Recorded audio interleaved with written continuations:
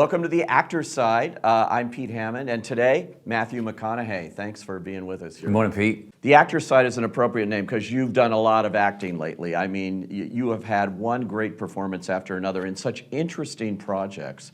And the new one that you have, Gold, I don't know, is that among your favorites that you've done? That character has to be, I would think. That is my favorite character that I've ever done. Really? That I've ever been able to inhabit, yeah. Yeah. Kenny Wells, yeah, hands down my favorite. Why is that? I mean, is there some personal connection that you have to him that's different than other roles? 3 scripts I've ever read in my life, in 26 years of doing this, have I read, and the first time I read it, I saw it from the inside out. It was like, I know who this guy is, and my mind started going to, oh, it's who I thought my dad was when I was 15. I remember this guy Chuck Boozon. I remember Chicago John, these people my dad would introduce me to. And I was like, those were the Kenny Welleses of the world.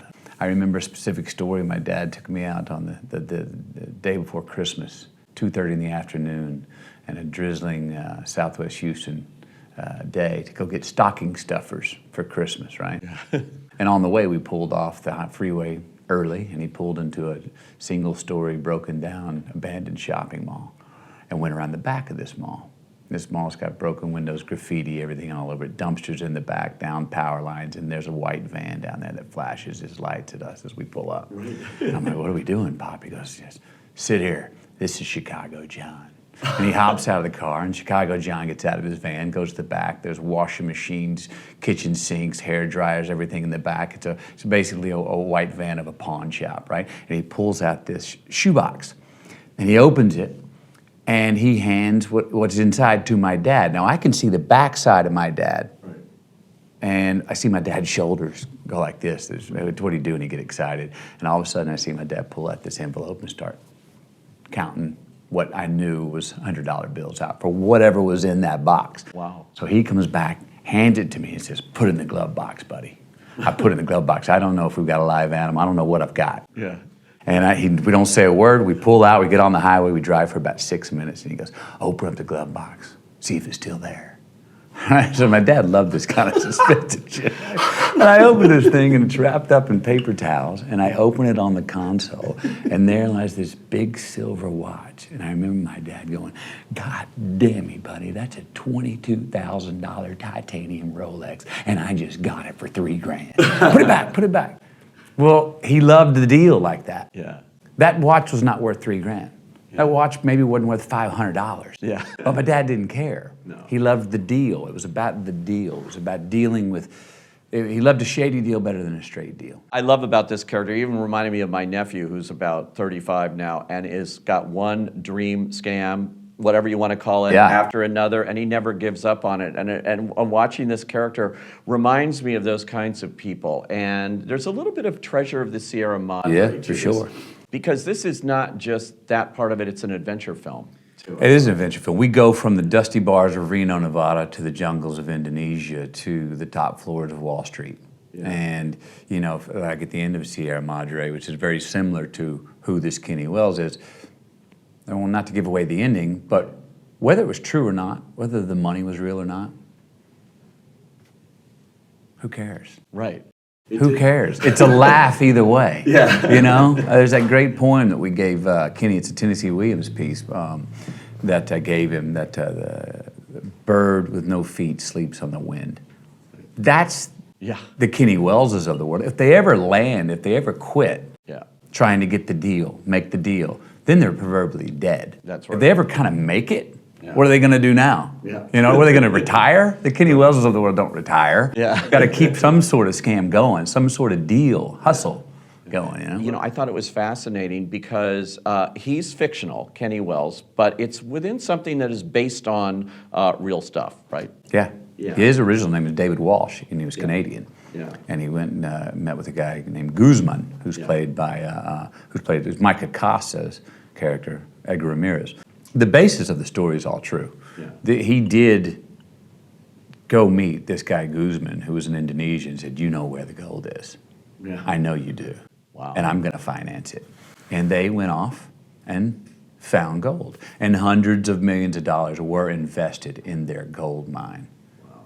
And later on, people found out, wait a minute, was it a real gold or not? And there's our story. Fascinating. Now, let's talk about your process here. Obviously, Dallas Buyers Club, very famous, what you did for that role in losing all that weight and the changes physically for that role. Again, you've done that here, sort of the opposite. Right. You put on 40 pounds and the hair, which is great. I don't even know how you did the hair, but talk about that transformation that you did here. Again, those men that I was around growing up, and then the ones that I researched and found in Reno, Nevada, that I found all over Southeast Texas that were these peddlers and hustlers.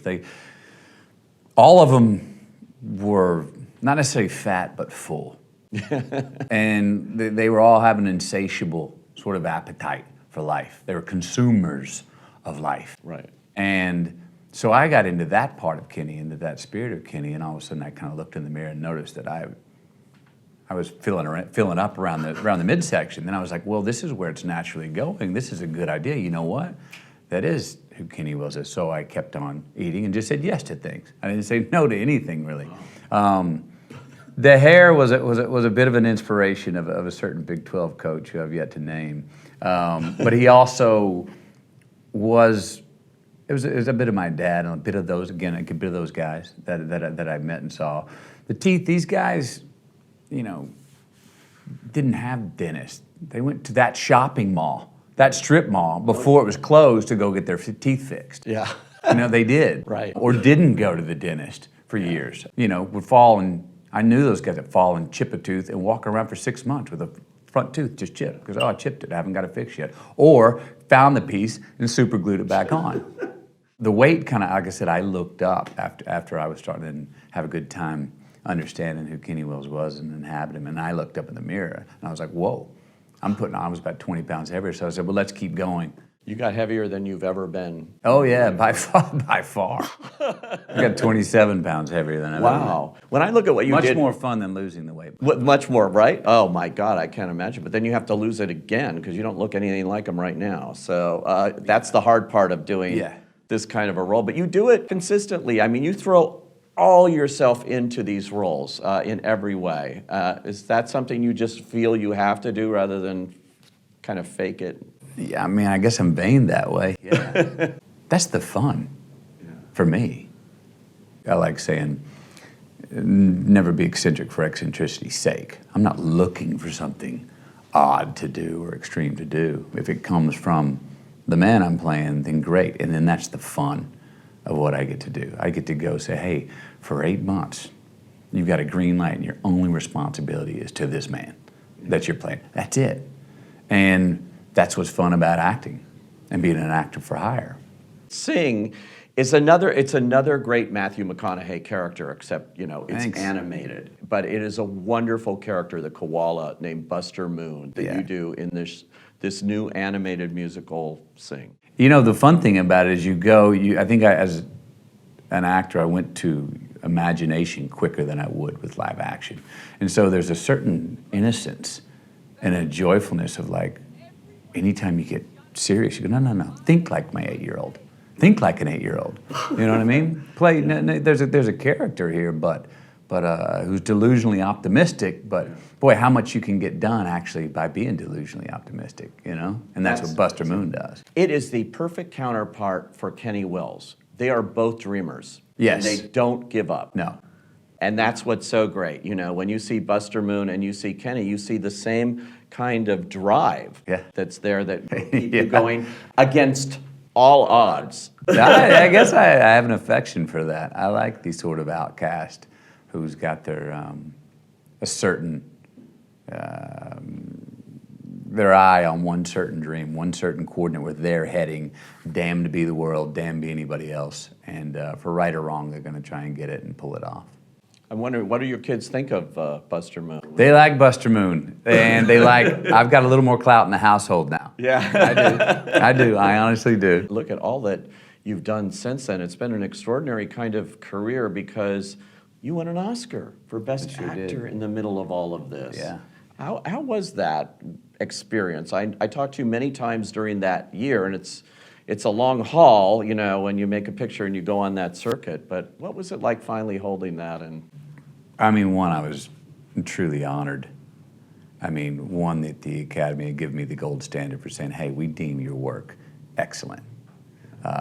Two, I was, that whole long year was tiring, but I never got tired of it. I was so honored with the picture we made, with the film we made, with the experience that I had, with how hard it was to get it made, with how little we made it for, with how Jean-Marc and I worked, with Jared, the work he did, the story we got to do and share and bring to life that had been around for years. I was attached to that for years and really was having trouble getting it made, and other people didn't want to make it with me.